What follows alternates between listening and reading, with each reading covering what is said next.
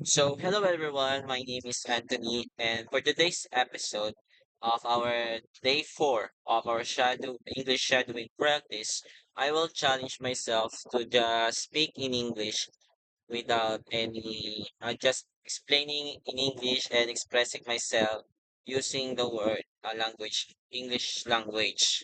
So, my topic is all about the psychological theories of values development. So let's talk about what is the difference between values and value.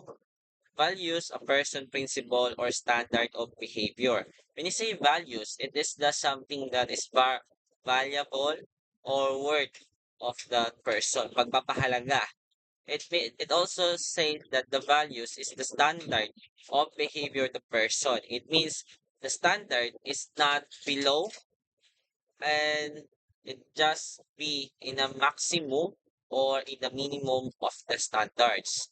So, pwedeng lumagpas, pwedeng bawal bumaba, hindi pa pwedeng bumaba, pwedeng tumaas, pero hindi dapat mababa sa standard, okay? Sa standard. And also, principle o paniniwala. That's the persons that is for him or for for him her is important and worth living. So that values is also one's judgment of what is important in life. Like for example, if there's a option or needs a problem that needs immediate decision, the judgment is what is important to him.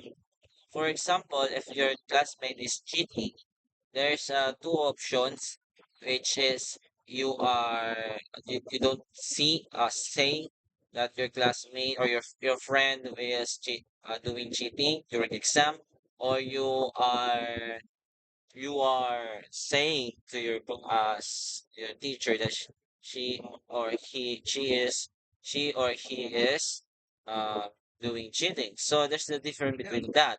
The first one na sasabihin mo na you will say that your friend um is doing, yeah.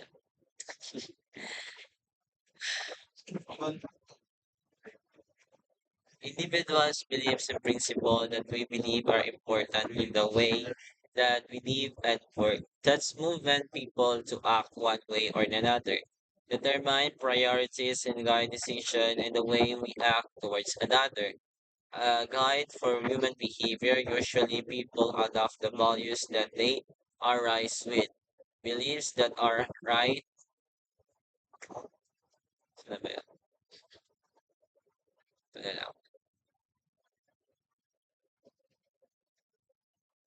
Ito na lang. So let's talk about the moral values and concern in contemporary living. So lesson one, the difference between moral and moral standard. So when I say moral standard, means the moral standard is a rule or principle used to judge right and wrong in human action, especially action that affect another people. So when I say moral standard, it is something that principle or rule that we use or to identify or judge the situation if it's right or wrong. And especially, uh, we use this standard for to act or create a decision that is correct or tama. So, meaning the moral standard is in our own basis, in our own perspectives. Even this um, option we think right for us based on the our values and also in our moral standards. Is, basically, or uh, we that that option will be our answer. and based on the ethics, values, and morality concerned with good and bad, right and wrong, involves obligation and responsibility, often consider human dignity, justice, and harm.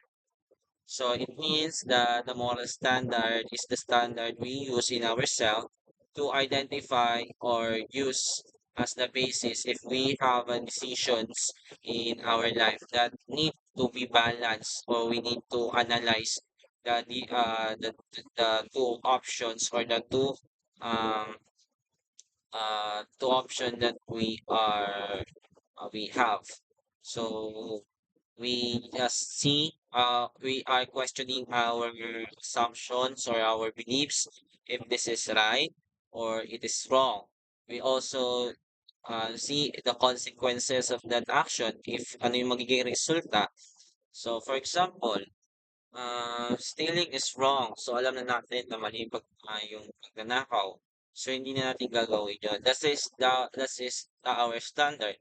For me, our standard is honesty. So dapat we should tell always the truth. Okay? So when you say moral standard, it focuses only on the right and wrong. Tama ba o mali? Now let's talk about the non-moral standard. The non-moral standard is used to judge action or things based on preference, efficiency, rules, or usefulness, not morality.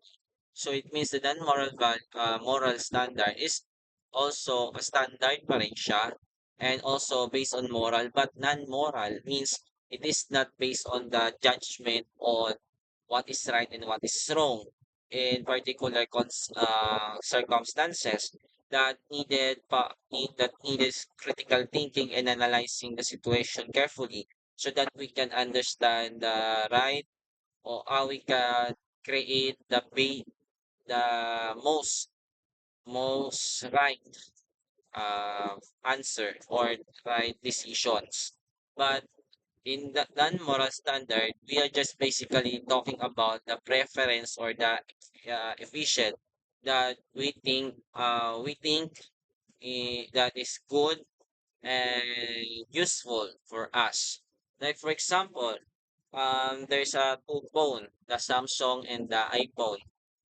For me, the iPhone is the best cell phone in the world. This is the fastest, um, and also the most high-tech camera. So, ganon. So, just for my preference, o just my opinion, parang ganon siya, not moral.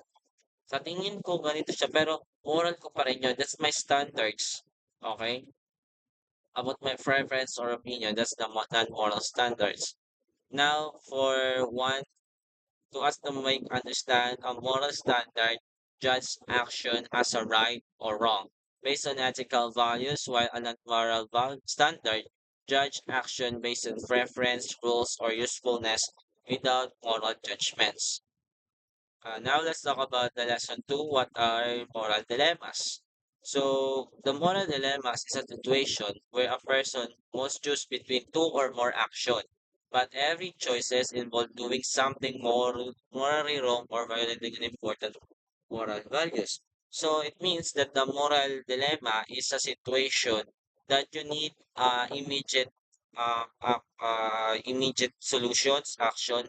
You need to decide immediately. You cannot avoid to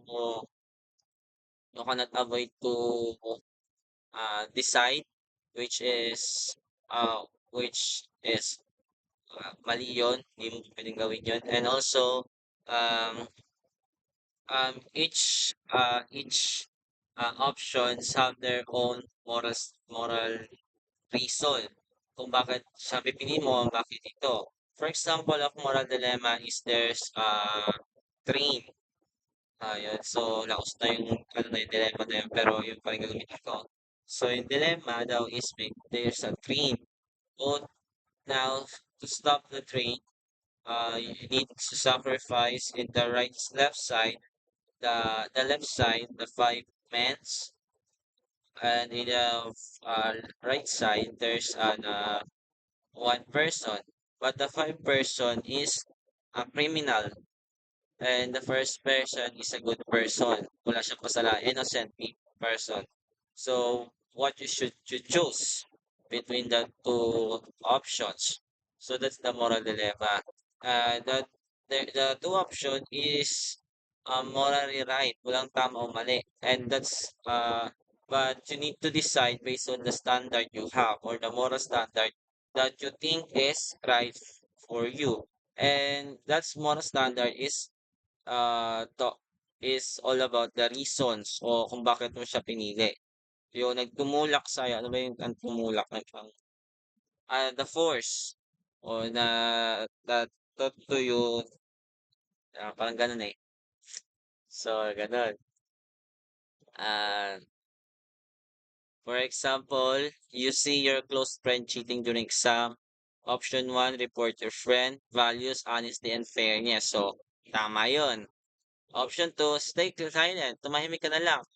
Loyalty and friendship. O so, isa pa rin yun siya sa mga pinapahalagahan mo. Yun ang values na pinapahalagahan mo, yung loyalty and friendship. Uh, excuse me. Either choice violating unimportant values, moral dilemma. So, this is the dilemma na hindi mo talaga kaya tanggapin, di ba? Kasi masisira yung pagkakaibigan niyo kung sasabihin mo yung katotohanan sa teacher mo na nangopya siya. O kung i-report mo siya, 'di ba? Kung silence ka naman, magmamatuloy yung pagkakaibigan niyo. Telling the truth versus protecting the feelings, parang gano'n. So, tandaan natin, a moral dilemma as a situation in which a person must choose between two or more morally acceptable actions. So, that action is acceptable. Okay, walang tama o mali sa decision mo. But you need to um, decide based on the standard you have. But choosing one result is violating another moral principles. That's a conflict, diba? Nakaranas na ba kayo?